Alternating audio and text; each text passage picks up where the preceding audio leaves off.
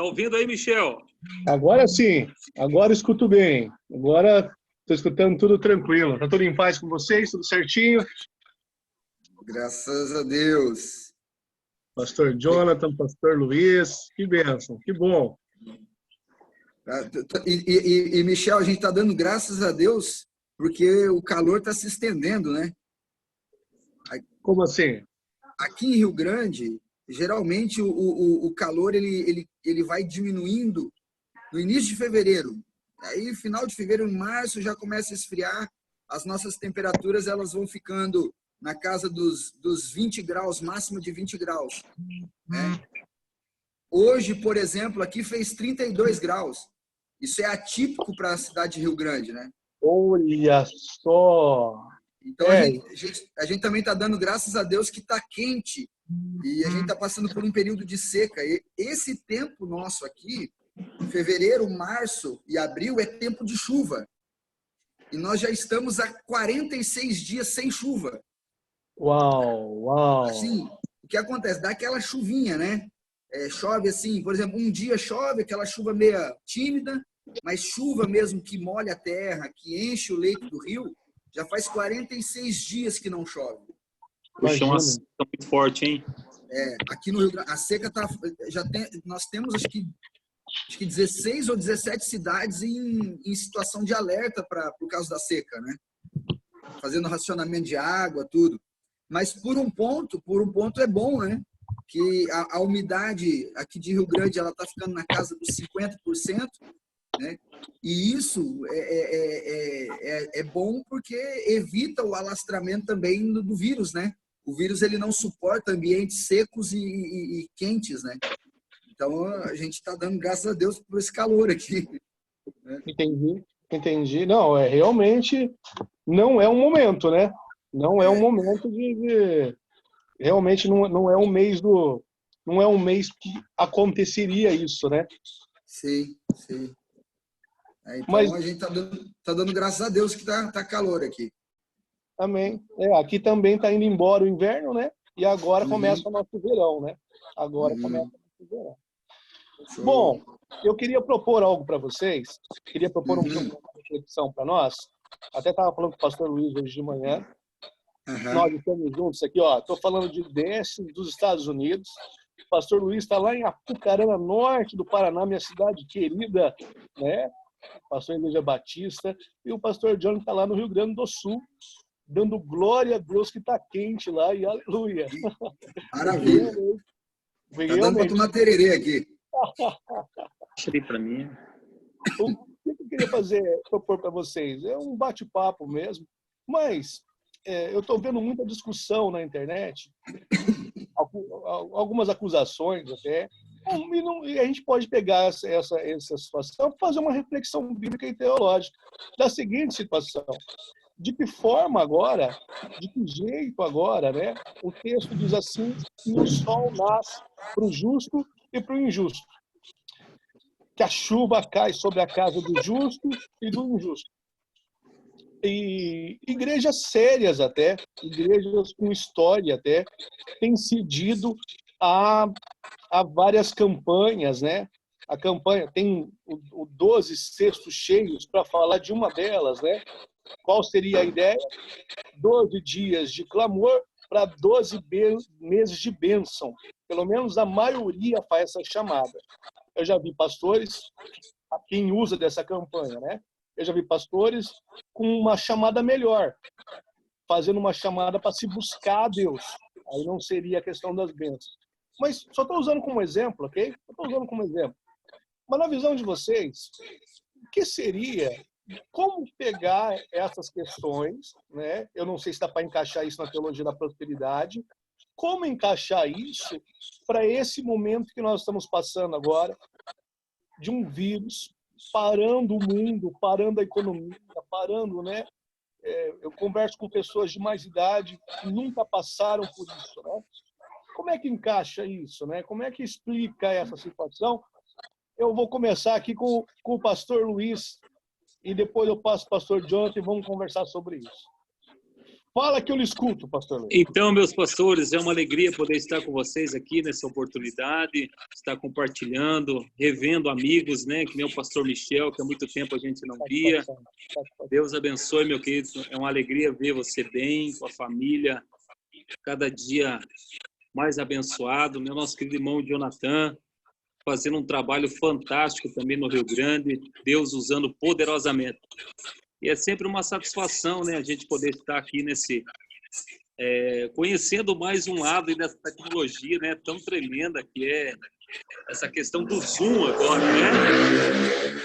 Então, é uma satisfação. Então, pastor Michel, respondendo a sua pergunta de forma bem objetiva e também, depois, logo após o pastor Jonathan vai estar comentando, mas eu observando de forma muito respeitosa, primeiramente, né, a gente comentando aqui, de forma muito respeitosa, as igrejas que praticam essa ideia, essas campanhas, né, em busca da prosperidade, mas que quando nós observamos a luz da palavra de Deus, a gente não encontra apoio absolutamente nenhum, né, sobre essa questão de 12 meses de clamor para 12 meses de bênção.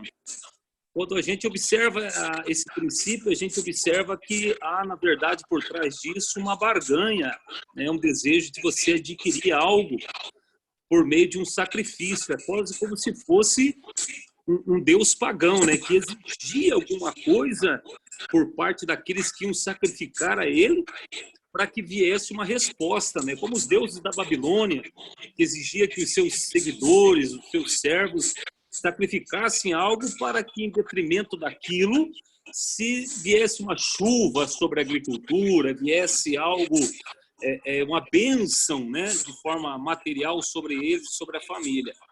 Então, eu acho que essa prática pagã, essa prática, ainda mais no mundo pragmático que a gente vive hoje, que é tudo para ontem, então a gente observa que isso foi inserido, foi contextualizado dentro da igreja, né, trazendo essa ideia de um Deus pagão que se exige um sacrifício, ou seja, são 12 meses, não pode ser 7 nem 5, tem que ser 12 meses, para que em resultado desses 12 meses se venha então uma bênção. Então eu creio que isso é uma das grandes armadilhas que a teologia da prosperidade trouxe para a igreja brasileira e também que tem sido, digo aqui de passagem, um grande mal que tem assolado a igreja brasileira, é essa teologia, a famigerada teologia da prosperidade, que tem trazido não só esse tipo de visão, né, de uma barganha com Deus, como se fosse um Deus pagão exigindo um sacrifício, como também a ideia de um Deus que é um Deus que faz barganha com aqueles que o buscam, né? Se você me buscar, eu te dou. Se você não buscar, eu vou ficar te devendo.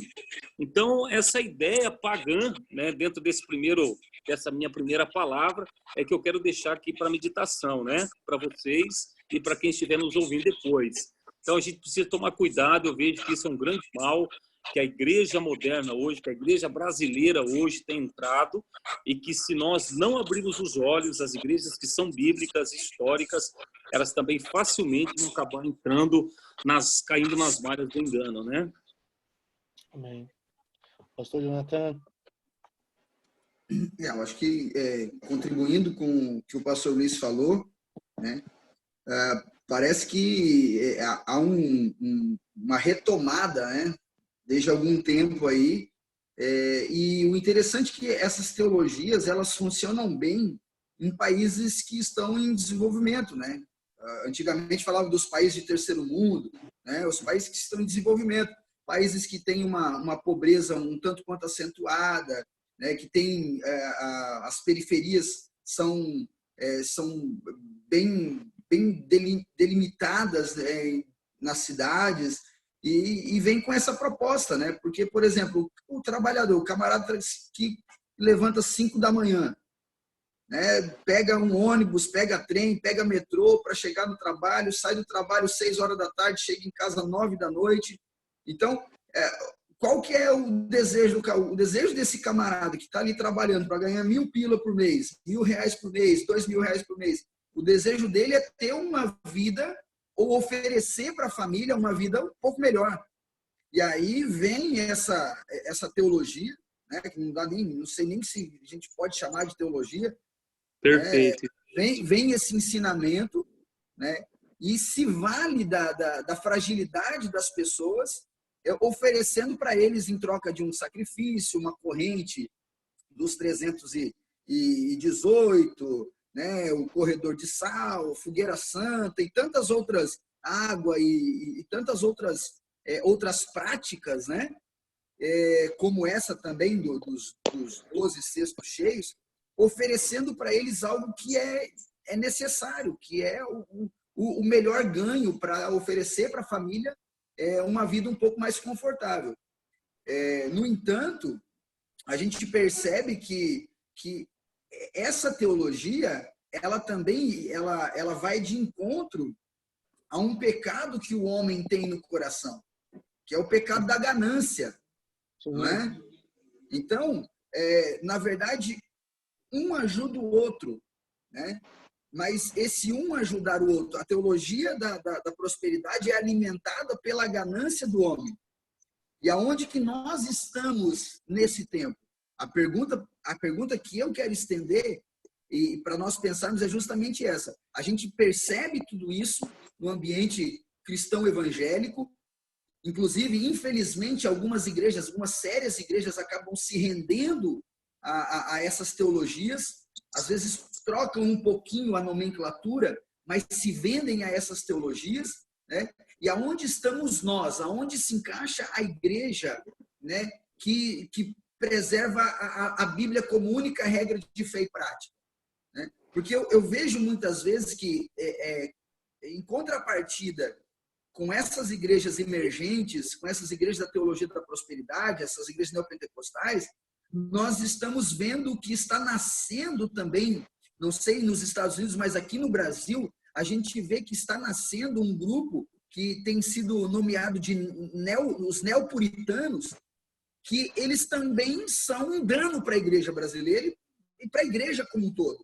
Porque se esquece daquilo que é essencial à igreja, daquilo que é a raiz e a base da igreja, que é o amor ao próximo, o grande mandamento e a grande comissão.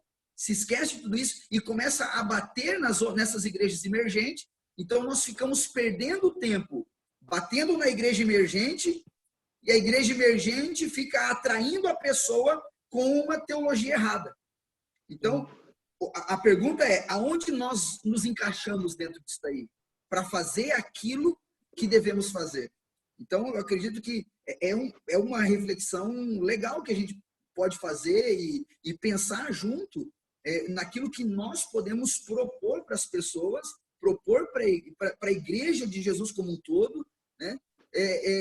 Um retorno, né? Eu até assisti esses dias atrás a palavra do pastor Hernandes Dias Lopes, naquele movimento que teve aqui no Brasil, promovido pelo Jesus Cop, o Descend, né, que é um movimento que veio dos Estados Unidos também, e o Hernandes Dias Lopes falava assim, é um momento de nós sermos uma igreja voltada para a Bíblia, jovens voltados para a Bíblia, jovens que amem a Bíblia, que respirem a Bíblia, que estudam a Bíblia, né? Então, eu acho que mais do que nunca hoje, nesse tempo que a gente está vivendo, é nós mostrarmos que a palavra de Deus, ela fala sobre tudo isso que está acontecendo e ela exige de nós um posicionamento coerente sobre tudo isso que está acontecendo. Então, eu acredito que nesse momento é isso aí.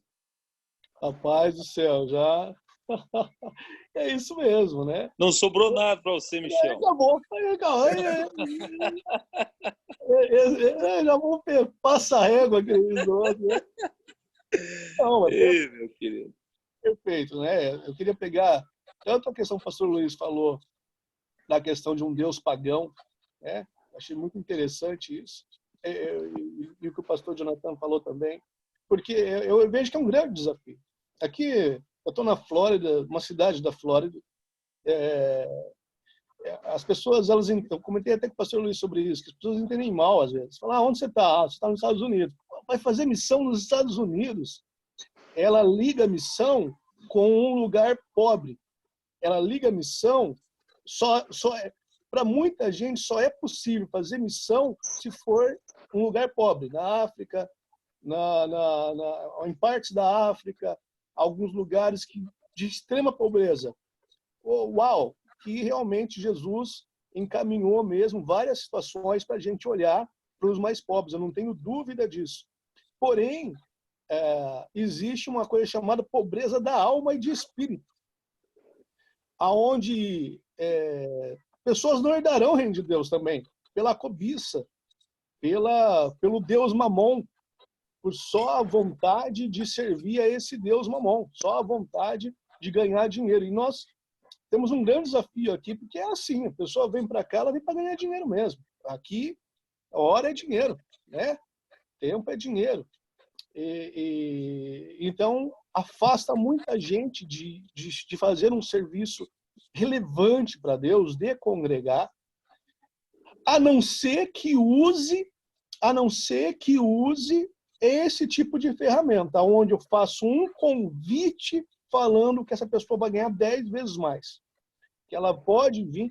E eu peguei, nós estivemos em Miami, eu fui numa igreja universal em Miami, e que nem o pastor Luiz falou, com todo respeito, a gente não quer aqui diminuir ou desprezar ninguém, mas biblicamente falando, nós podemos discordar, e como nós concordamos aqui, discordamos dessas ferramentas com veemência, né? Nós fomos lá para conhecer do jeito que o pessoal estava fazendo em Miami. Na entrada, eles te oferecem uma água, parece uma água mineral. E eu não sabia, até achei que era uma água mineral. Um dos obreiros me ofereceu, eu falei que não queria, agradeci, mas eu não sabia, depois eu vi, era vendido $10 cada garrafa, e a água era do Rio Jordão, meu amigo, para você levar para casa. Essa é poderosa. Então é uma brincadeira, né? Uma brincadeira de mau gosto contra o evangelho. Então eu fico imaginando que tanto a questão de você incentivar alguém para ir 12 dias na igreja, para imaginar que ela vai ter 12 meses de bênção, era para chegar no momento agora e cobrar um pastor desse, que está tudo fechado, ninguém trabalhando, o vírus solto por aí, cadê meu mês de bênção? Porque março já era. Já foi. Março já foi, né? Então menos um mês aí.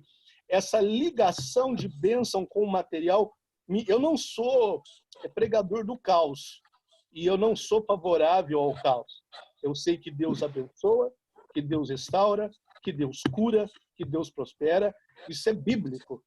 Porém, é bíblico também, o apóstolo Paulo diz que aqueles que esperam aqui, se somente aqui esperarmos, somos os mais miseráveis.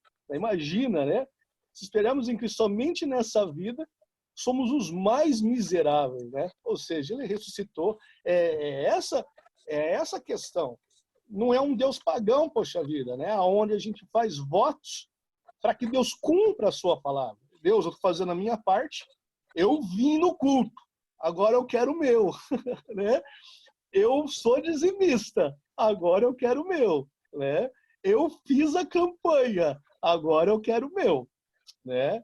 Então isso me deixa chateado, irritado, porque eu nem considero como uma isca, nem considero. Né? Eu acho realmente reprovável mesmo. E com a chegada do coronavírus, com a chegada desse momento, então está tudo parado, aqui está tudo parado. Nós não estamos trabalhando, não está nada, né? Até porque nesse momento eu estou como turista. Então, mas o pessoal não está trabalhando, o pessoal está tudo travado mesmo, então, tudo, né? Daquele jeito. Eu estou sabendo que o Brasil também está. Fiquei sabendo hoje, não sei se é verdade, que o comércio lá de Apucarana abriu, mas não sei se é verdade.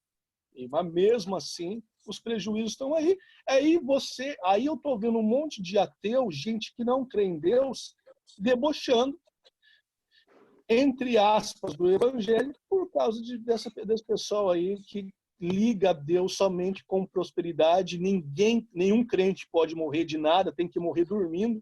Doença nenhuma pode alcançar um crente. É muito complicado. Eu vejo como um desafio mesmo. Pastores, e quando a gente vai analisar um pouco mais a fundo sobre essa questão aí, a gente observa que essa raiz como bem colocou o pastor Jonathan aí, sobre a questão se realmente se deve chamar teologia, né? Mas, enfim, usando essa nomenclatura só para a gente basear, né, o nosso comentário, a gente vai observar que realmente essa teologia da prosperidade, a base dela, o fundamento dela, em muitos casos, ela é baseada até em seitas orientais. Sim. Como, por exemplo, a questão do pensamento positivo. Né? Você tem que acreditar que você não está doente, é a negação da realidade. É o que eles ensinam. E isso está uma realidade muito clara dentro do shintoísmo, do budismo, que é a negação da realidade. Quer dizer, você não diga que você está com câncer, isso não é seu. É o que essa teologia ensina. Você está desempregado, nunca fale que você está desempregado, mesmo o cara estando. Quer dizer, é uma negação da realidade. É uma brincadeira. Isso tem base aonde? Exatamente nessas religiões orientais que ensinam. Né? O Seicho Noe fala muito sobre essa questão da negação, de você não falar que você está doente, que não falar que você está desempregado, não falar.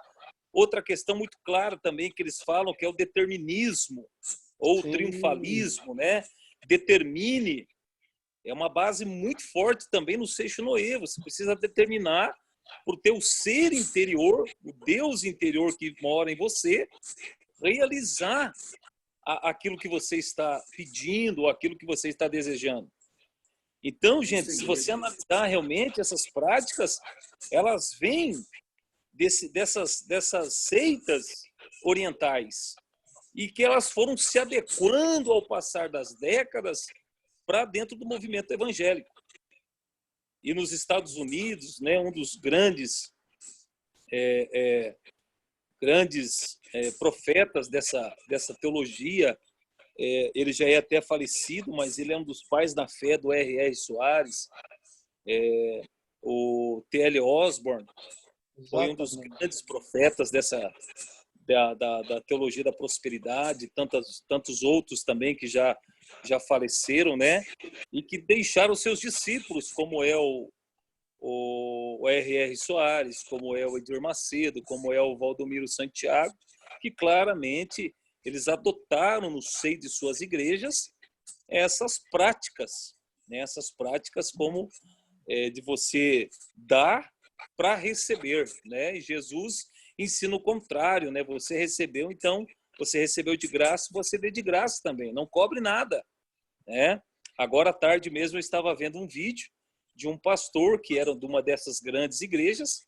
Ele abriu agora uma igreja para ele, exigindo uma oferta de sacrifício, dizendo que assim como aquele sangue que protegeu o povo hebreu lá no Egito contra a praga da morte que assolou, esta oferta seria a representação deste sangue. Uau. Então você precisava dar um valor lá estipulado por ele para que essa praga, o vírus, né, do coronavírus, não viesse a assolar a vida dessa pessoa. Então por aí você já vê até a covardia de um líder assim, a ponto de se aproveitar de um momento de fragilidade como essa que a nossa sociedade está vivendo, de medo, de pânico, de histeria, mas sem escrúpulo algum, sem temor a Deus algum.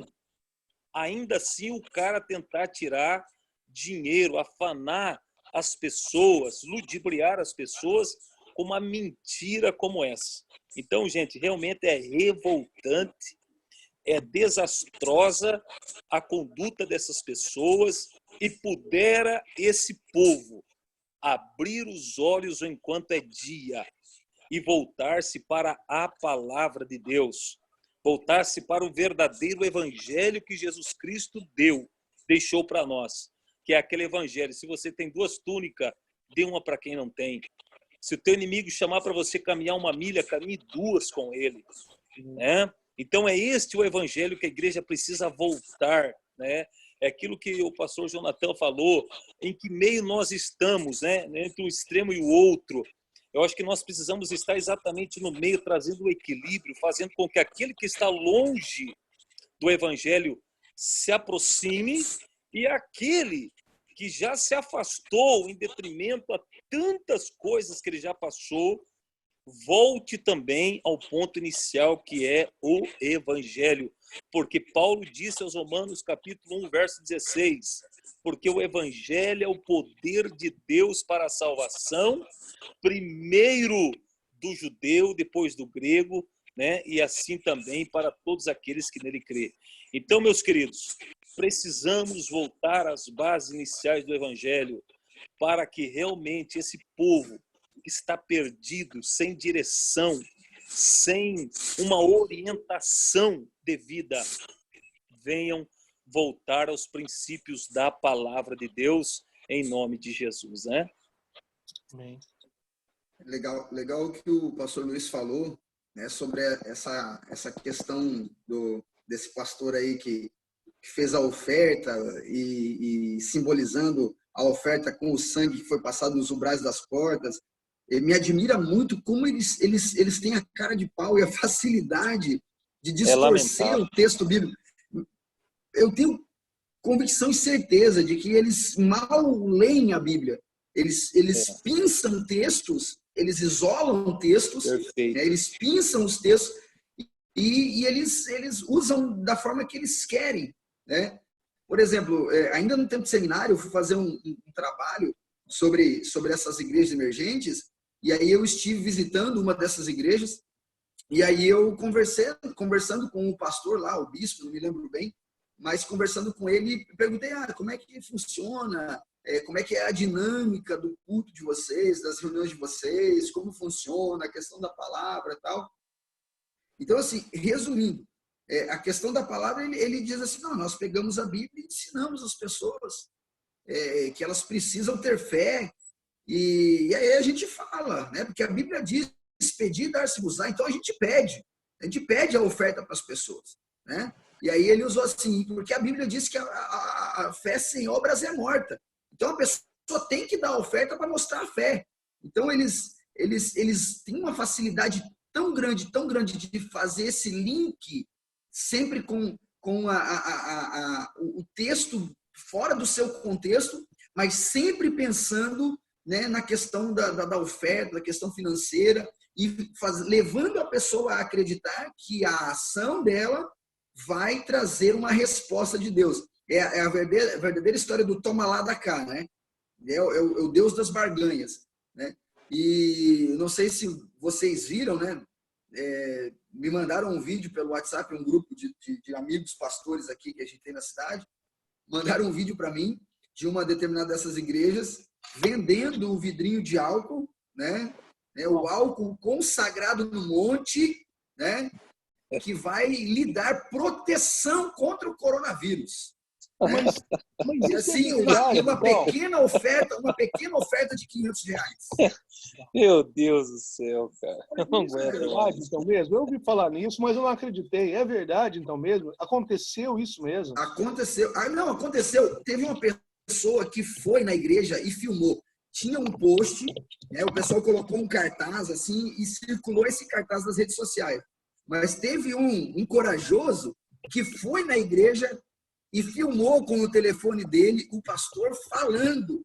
E tem a fala toda do pastor, né, que falando do coronavírus e tal, e que Deus tinha dado uma estratégia para eles, Deus tinha dado uma revelação para eles, e eles tinham comprado lá não sei quantas caixas de álcool em gel, né, e levado para o monte, consagrado 24 horas no monte, e esse álcool gel ia proteger a família toda do coronavírus, e apenas eles tinham que dar uma oferta, né, uma oferta simbólica de R$500. Né? Então, infelizmente, a gente vê isso, né, de todos os lados se aproveitando da fragilidade do povo. Né? E é interessante que ou você pega a pessoa no medo, né, na ganância, né, ou na culpa. Né? É o tripé, parece que existe um tripé do engano dessa teologia, né? É o tripé religioso. Exatamente, tripé religioso. Na pior sentido possível, né? Não, nós temos que tirar, né, sempre algo de bom em crise. Eu tenho certeza que nós vivemos uma dessas, né? Algo assim que a gente não tinha vivido ainda. Eu entendo que o pessoal tem crítica às vezes, mas há outros tipos de morte e há um número de mortes maiores em outras ocasiões. É verdade, é verdade. Porém, todavia, é um primeiro momento que a gente vê algo que pare a economia, que coloque as pessoas confinadas dentro de casa, que trave tudo de forma e que, por enquanto ainda, falando de forma científica, né, não há cura ainda, né, não há uma vacina para isso, né? Então, com certeza traz uma reflexão quanto ao evangelho que está sendo pregado, que está sendo vivido. Qual a mensagem nossa, né? Qual a mensagem real, né? Para falar de Jesus, do amor de Deus, para falar que realmente nossa base não deveria ser aqui, não que o outro extremo seria o quê? Abandonar aqui, nós não temos nada a ver com esse mundo, e o outro extremo seria isso, né? Que a gente conhece, eu conheço pessoas assim que vivem no outro extremo, né? Mas como buscar o equilíbrio, igual o pastor Jonathan falou, do meio termo, né? Onde se vive aqui sim, nós temos responsabilidades aqui sim, mas a nossa casa não está aqui, né? Nosso projeto não deveria ser aqui, né? Nossa sequência não é aqui. Então eu estou em oração pedindo que não volte a ser como antes, né? Que não volte a ser como antes, que realmente volte com outra mentalidade, no mínimo com um renovo, com um entendimento maior, que as pessoas busquem mais a Bíblia, né? Conhecer a palavra de Deus, né? Conhecer o que Deus requer das pessoas, né? E que as pessoas tenham esse entendimento, né? Eu espero pelo menos isso, que a gente vença isso e que até porque para um outro momento esse bate-papo que eu vou trazer agora, mas esse desafio das pessoas entenderem o que é templo e o que é igreja, né? Desse desafio que as pessoas estão percebendo bem, né? O que é um templo e o propósito da reunião de um templo, em um templo, e o que é ser igreja, e como ser igreja, né? De que jeito ser igreja. Então, eu estou vendo que as pessoas... Nós temos um excelente momento para tentar testemunhar o verdadeiro evangelho, algo verdadeiro, bíblico, não o que eu penso, o que eu acho, ou muito menos iscas que desvalorizam o evangelho e de bíblico não tem nada. Realmente, esse momento, ele tem, para aqueles que de fato tiveram uma experiência com Jesus, ele está trazendo as pessoas de volta àquele... Eu vejo muito, às vezes eu me coloco muito naquela carta que Jesus mandou para a igreja de Éfeso, né? Nós temos dois extremos, mas nós temos também aquela realidade. Nós temos uma igreja muito bem formulada, muito bem arquitetada, com uma teologia ortodoxa, com uma boa literatura, com um bom ensino religioso, com bons seminários, formando bons pastores, mas tudo isso dentro apenas de uma estética cristã, religiosa, evangélica, que na verdade muitas vezes se demonstra vazia de sentidos, né? Vazia do sentido cristão.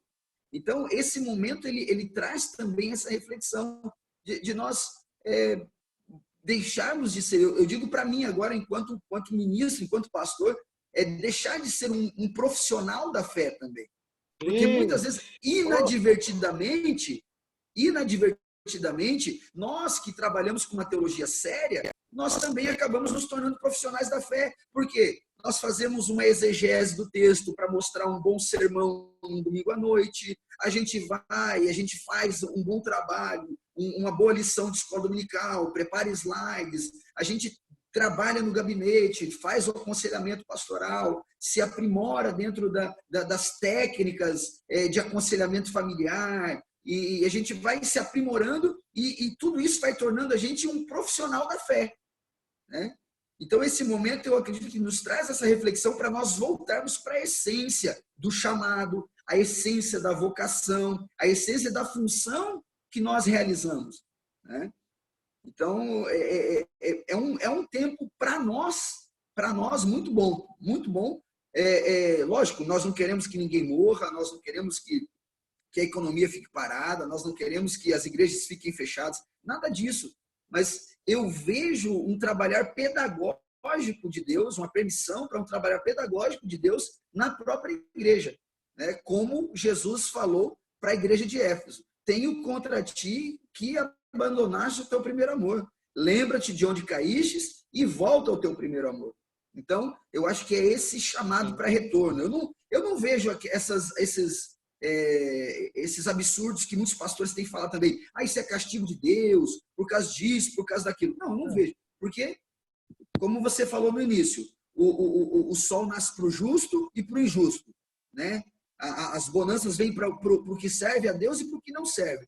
Então, eu vejo assim, que é um momento que toda a humanidade está passando, e é um momento que nós temos a oportunidade de repensar, né, as estruturas do nosso evangelho, as estruturas das nossas denominações, as estruturas do nosso bojo religioso, né? Eu acho que essa é uma oportunidade, uma rica oportunidade que nós estamos tendo, né, de olhar para algo que nós tínhamos virado o rosto ou talvez deixado de perceber, né?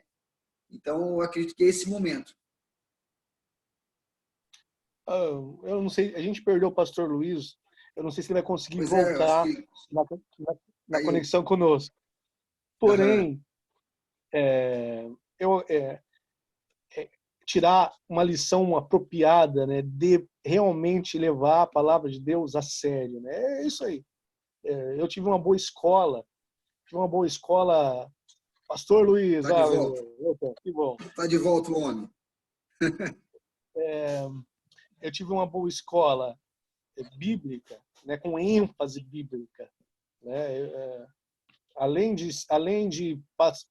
uma Assembleia de Deus em Apucarana, pastor Daniel Ascioli, pastor Luído, né, uma ênfase muito forte na Bíblia, na palavra, seminário depois no Pindamonhangaba com Ibade, e 2 anos numa faculdade presbiteriana batista, que é a sul-americana, né, em Londrina, muito forte essa ênfase também.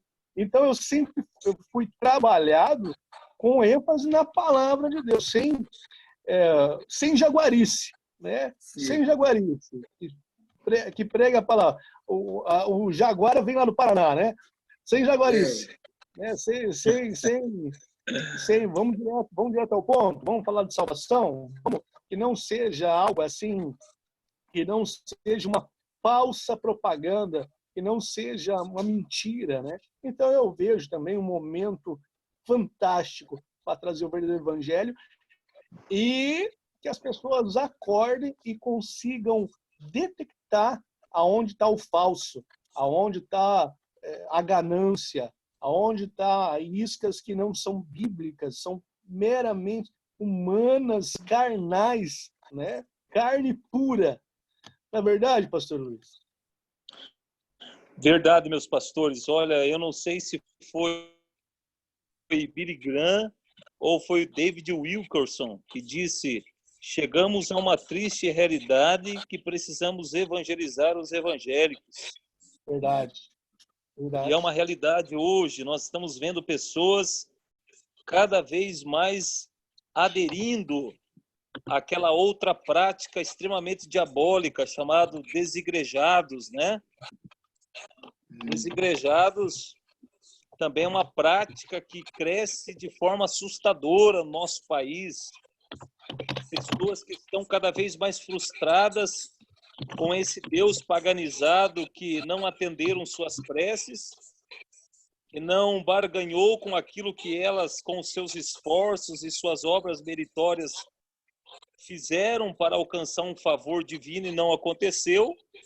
Então, essa frustração as levou agora ao lado da negação. Deus não fez o que eu quis, eu também, então, não quero mais andar com Deus, né? Então, eu tenho Deus onde eu estou, eu tenho Deus no meu trabalho, não preciso congregar, não preciso estar em lugar nenhum.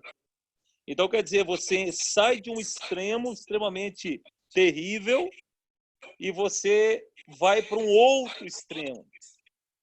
Pior, né? Muito pior, porque a pessoa daí entra por esse processo da negação. Muito difícil você trazer uma pessoa novamente, que uma vez esteve no Evangelho e agora, por uma situação ou outra, ela encontra-se afastada, né? Então, realmente é extremamente complicado, mas fruto do quê? Fruto exatamente dessa prática pagã que muitas igrejas estão adotando, infelizmente deixando a palavra de Deus de lado. Martinho Lutero, o grande reformador, vocês sabem muito bem, ele disse, pode fazer chover milagres, mas se não estiver nos 66 livros, rejeite, seja deixado de lado. Por quê? Porque era só a Escritura, ou seja, é só as Escrituras que é capaz de transformar e de mudar o homem. Né? Glória a Deus por esses reformadores e que oremos ao Senhor para que novos reformadores se levantem. Novos homens de Deus faça com que as pessoas não voltem os olhos para ele, mas principalmente para as Escrituras, né? Para as Escrituras, em nome de Jesus. Amém. Amém. Pastor Jonathan. Uma outra situação que a gente vê, que também, além da teologia da prosperidade, o que cai por terra dentro desse tempo que a gente está vivendo, de quarentena, é também essa teologia que começou a tomar corpo, inclusive em igrejas sérias, né? Talvez ela é muito mais sutil do que a teologia da prosperidade, que é a teologia do coach. Né? Sim, bem lembrado. A teologia do coach. A teologia do coach ela é tão enganosa quanto a teologia da prosperidade. Né? Então, a gente bem tem colocado, que tomar pastor cuidado. Jonathan. Não é? Isso mesmo. Então, eu acredito que a gente tem que... A gente percebe onde estão eles agora. Né? Onde estão os pregadores da teologia do coach? Né? Então, eu vejo que é o momento mesmo, esse é o momento de refletirmos, de voltarmos às Escrituras, né? de lembrar, e eu vejo assim, uma grande oportunidade para que nós estendamos as mãos para esses que talvez agora desacreditados de todas as propostas, tanto da teologia da prosperidade, quanto das teologias coaches, né? Dessas modas worship de hoje em dia, né? Eles começam a perder as pessoas vão perdendo o encanto, né? Por quê? Porque estavam se firmando dentro desses padrões, né? Muito humanizados, muito contemporâneos, se esquecendo do alicerce doutrinário, como o pastor Luiz falou, que são as Escrituras, só a Escritura, e então eles vão se decepcionando, e eu vejo que nós temos agora a possibilidade, a oportunidade de mostrar, a partir das Escrituras, essa verdade, a verdade bíblica. Né? Mostrar, olha, é a Bíblia, a palavra Aleluia. De Deus é a verdade. Perdão, não vamos para uma invencionice. Né? Esses dias atrás eu estava ouvindo uma mensagem, um trecho de uma mensagem que um colega de faculdade mandou para mim, de um determinado pastor aí aqui do Brasil, né? E a mensagem tinha mais ou menos uns 45 minutos. Nesses 45 minutos, ele citou umas 4 vezes o coach Paulo Vieira, que está bem conhecido aqui no Brasil. Ele citou, acho que umas 3 ou 4 vezes Napoleão Hill. Citou mais uns 2, 3 autores da psicologia comportamental, e ele, em todos os 45 minutos, ele citou um versículo bíblico. que foi aquele, que foi o versículo que nós somos mais do que vencedores. Fora de contexto, para defender a heresia dele. Então, em 45 minutos, ele citou somente esse versículo, citou Napoleão Hill, citou Paulo Vieira, citou vários outros teóricos da psicologia comportamental, né, do coaching, mas a Bíblia ficou de lado, a palavra de Deus ficou de lado. Né? Uma tragédia. Então, infelizmente. É uma ótima oportunidade para entender o que é igreja, o que é ser igreja, o que é um evangelho bíblico, né? Sem nenhuma mistura, sem nenhum tipo. Eu estava prestando atenção naquele versículo, Daniel 3, que fala daquele momento de Sadraque, Mesaque e Abednego, aonde é pedido para que se dobre o joelho, né? Que faça, né? E o rei fica muito bravo que os três não fazem. E ele fala assim: qual Deus livrará vocês da minha mão? Né? E eu dou risada porque eles dizem assim: olha, o nosso Deus nos livrará, mas se não livrar, nós não vamos nos prostrar e pronto, acabou, né? Parafraseando o versículo. Aleluia. Ou seja, falta Aleluia. a verdadeira palavra, acho que traz esse sentido, né? Nós cremos. Com luta ou sem luta, a gente serve a Deus. Exatamente, né? Como é que se diz? É um momento de separar o raiz da Nutella, né? Vamos parafrasear o que os jovens aí às vezes falam, né? Bom, gente, olha, feliz demais com esse bate-papo. Com certeza vamos fazer mais, com mais tema, né? Estamos aí. Com certeza. Vai lançar isso, né? Vai levar isso. Eu tenho certeza que vai edificar a vida de muita gente. E serviu para edificar, edificou a mim esse bate-papo, me deu mais vontade de ser cristão ainda, me deu mais vontade de levar a sério a palavra de Deus ainda. Amém. Pastor Jonathan, um grande abraço, um abraço na família, viu? Sinta-se abraçado. Pastor Luiz, um abraço na igreja, na sua família. Feliz demais ter vocês juntos. Nós vamos repetir. Opa, com certeza. Tamo junto. Amém. Amém. Eu vou publicar, tentar fazer. Estão aprendendo a mexer nessa ferramenta ainda? Estão aprendendo a mexer nela? Eu quero ver se a gente consegue fazer isso online ainda, sabe? Jogar, eu tenho certeza que tem como, mas como eu acabei de sair do Skype, estou atrasado, né, tecnologicamente, né? Mas nunca é tarde para a gente estar aprendendo. Né? Vamos embora, tá bom? Mas obrigado mesmo. Deus abençoe. E tamo junto. Amém. Forte abraço, pastor Michel, pastor Luiz. Deus abençoe. Tamo junto aí. Abraço. Pastor Luiz, um abração também, viu? Com Deus abençoe, meus queridos. Um prazer também estar com vocês. Amém. Um abraço. Com Deus. Até mais. Deus abençoe. Tchau, tchau.